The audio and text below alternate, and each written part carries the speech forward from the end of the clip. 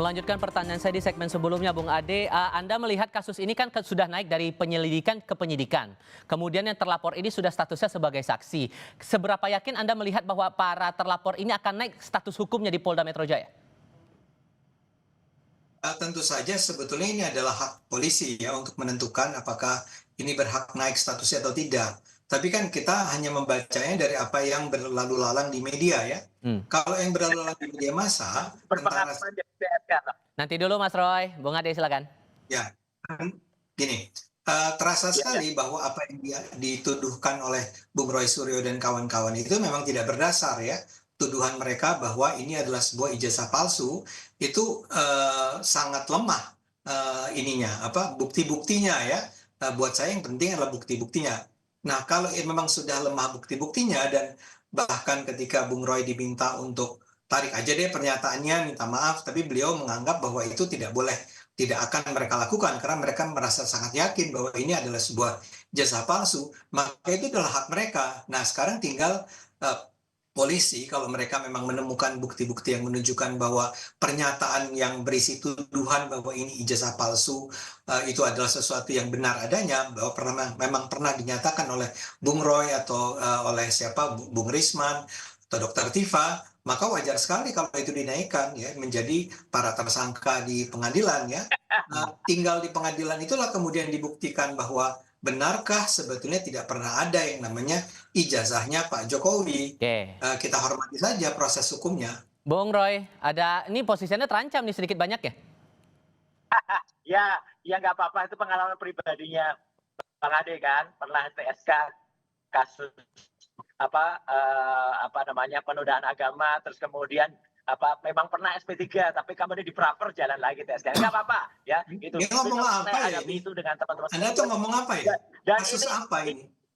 Ya, jangan membohongi rakyat. 2015 Anda sudah TSK ya. Kasus kemudian apa? tiba-tiba kasusnya diberhentikan. Kasus apa? Kasus pencemaran penodaan agama. Apa? Penodaan agama jelas betul.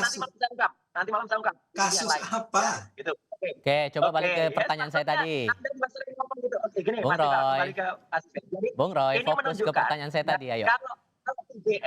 Kalau UGM itu memang berani dan tegar, kemarin itu santai aja gitu. Kalau mereka memang benar bahwa ijazah Jokowi itu benar, ya mereka nggak usah ngeributin ada orang meluncurkan karya ilmiah tentang buku, ya, dan buku itu sangat ilmiah, 700 halaman, dan kemudian kami tulis dengan kaidah-kaidah, ada jurnalistik, ada edukatif, dan juga ada juga kajian Dr. Tifa tentang behavioral neuroscience ya itu clear banget gitu. Jadi artinya boleh kita lihat ya nanti pada saat perjalanannya itu di penyidikan, kalau penyidik itu jujur, kalau penyidik itu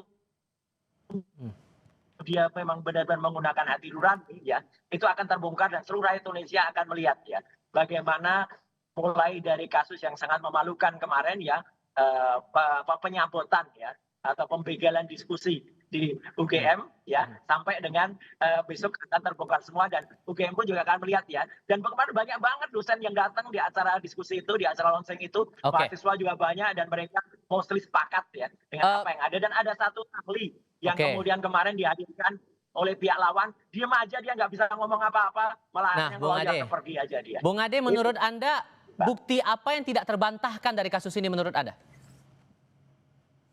Ya, saya nggak tahu, mereka ini sangat ngotot bahwa ijazah itu palsu. Tapi mereka sendiri juga mengaku tidak pernah melihat ijazah tersebut. Dan itu mau dibuktikan. Ya, nggak akan ada orang yang berpendidikan akan tahu, Mas Tifal. Ijazah yang benar tidak akan keluar. Tahan dulu, Mas Roy. Saya kasih kesempatan Bung Ade dulu. Bung Ade, silakan, Bung. Ya, karena begini ya, Anda kan Bung Roy dan kawan-kawan berulang kali bilang, apa salahnya sih Pak Jokowi itu menunjukkan ijazahnya? Artinya beliau, Bung Roy dan kawan-kawan tidak melihat ijazahnya. Makanya mereka menuntut Pak Jokowi untuk menunjukkan ijazahnya. Nah, buat saya ini logikanya kan terbalik-balik.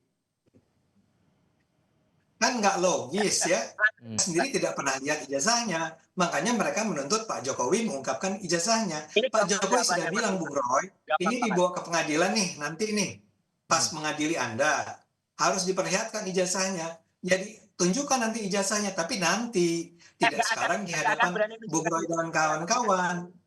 Oke, Bung Roy. Iya.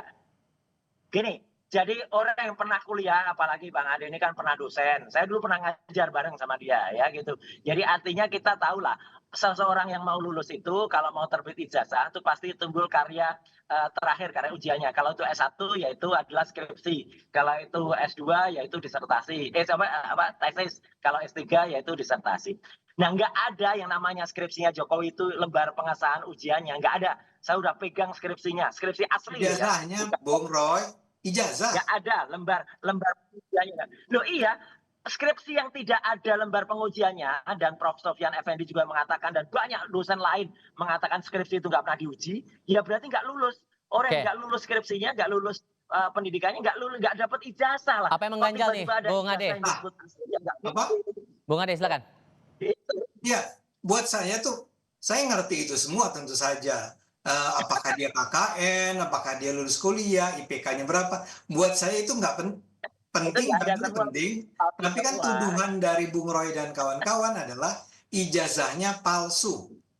Ya. Nah, sekarang yang harus ditunjukkan oleh Bung Roy dan kawan-kawan adalah bahwa Pak Jokowi tidak pernah punya ijazah. Dan ijazahnya palsu. Kasus pidana itu yang mempunyai kekuatan pembuktian itu jaksa, ya. Jangan salah, kasus pidana itu yang memiliki kasus Anda ini, kenapa Anda capek-capek sampai skripsinya seperti apa, IPK-nya, KKN segala macam? Karena yang terpenting adalah ijazahnya itu asli atau tidak. Itu yang mau dibuktikan. Ijazahnya palsu, udah pasti ijazahnya palsu kalau skripsinya palsu. Anda bisa menunjukkan bahwa ijazah itu palsu dari mana? Mungkin ada ijazah. Oke. Tapi persoalannya gini, sorry, saya potong dulu. Saya sela dulu, ya. Bung Ade, karena begini persoalannya. Dalam pemeriksaan kasus ini juga dipanggil Abraham Samad gara-gara podcastnya membahas soal ijazah Jokowi. Kemudian hari ini ada pemeriksaan juga YouTuber, ada pemeriksaan wartawan. Menurut Anda ini bentuk keseriusan polisi atau jangan-jangan ini bagian dari pembungkaman orang berpendapat, berekspresi? Karena ada pandangan begitu juga. Oh iya, iya. Bisa aja orang punya pandangan apapun mengenai polisi, ya terserah orang masing-masing, ya. Yang terpenting adalah yang saya ingin tunggu nih ya, misalnya dalam kasus Abraham Samad. Abraham Samad tuh pernah bilang apa sih mengenai Pak Jokowi sehingga dia sekarang menjadi salah satu pihak yang mungkin menjadi terlapor dalam hal ijazah Pak Jokowi. Ya. Kalau dia sekedar jadi pemandu podcast. Lanjut Bung Ade, silakan. Bung Abraham, misalnya gini, kalau Bung Abraham Samad itu sekedar jadi pemandu podcast, kemudian dia bertanya pada Bung Roy Suryo, dan Bung Roy Suryo yang bilang bahwa itu ijazahnya palsu gitu ya, maka Abraham Samadnya nggak bisa disalahkan dong. Makanya saya pengen tunggu nih dalam pemeriksaan ini, apa yang sebetulnya dijadikan alasan bagi polisi untuk memanggil Abraham Samad atau memanggil siapa orang-orang lain tuh ya, ada Egy Sujana dan macam-macam ya. Tapi kalau sampai keluar pernyataan dari siapapun yang mencemarkan nama baik seseorang, misalnya dia itu pembohong, dia itu pembuat ijazah palsu, atau ijazah dia itu ijazah palsu. Padahal ijazah tersebut digunakan oleh Pak Jokowi itu sejak pemilihan wali kota, gubernur, dan presiden. Bayangkan. Jadi kalau itu dituduh bahwa dia sebetulnya menggunakan ijazah palsu, itu kan tuduhan yang sangat serius. Baik. Wajar kalau Pak Jokowi kemudian melaporkan adanya penistaan atau pencemaran nama baik dia. Nah, buat saya, yang terpenting nih sekarang kita tinggal nunggu ya. Saya sendiri belum baca kan bukunya Pak Bung Roy. Nah, belum baca. Kita juga belum lihat kan. Terakhir, saya kasih pemeriksaan atau nanti pengadilannya. Kita lihat aja apa yang dipersalahkan pada Bung Roy, pada Iva, pada Bung Rismon, pada Abraham Samad, pada Egy Sujana misalnya, kalau memang dia juga salah satu yang terlapor, ya Bung kita Roy, lihat. Singkat saja, begini, Bung Roy, begini, pertanyaan saya terakhir ini karena ini sudah meluncur bukunya, soft launching, tapi kemudian Anda akan diperiksa di Polda besok hari, apakah ini peluncuran buku ini bagian dari manuver Anda untuk kalau suatu saat status hukum Anda akan naik?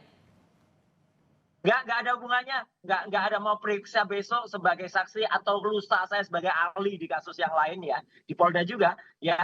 Nggak ada hubungannya dengan buku ini, ya. Buku ini murni ilmiah, kapanpun bisa kita terbitkan, kapanpun bisa kita lakukan ya, nggak ada hubungannya dengan Jokowi gitu loh, Pak, dengan pembahasan dengan kasusnya Jokowi. Kalau buku ini memang kita harus membongkar ya segala kepalsuan yang ada pada orang yang pernah tiba-tiba menggunakan ijazah yang tidak jelas. Jelas nggak ada skripsinya itu palsu.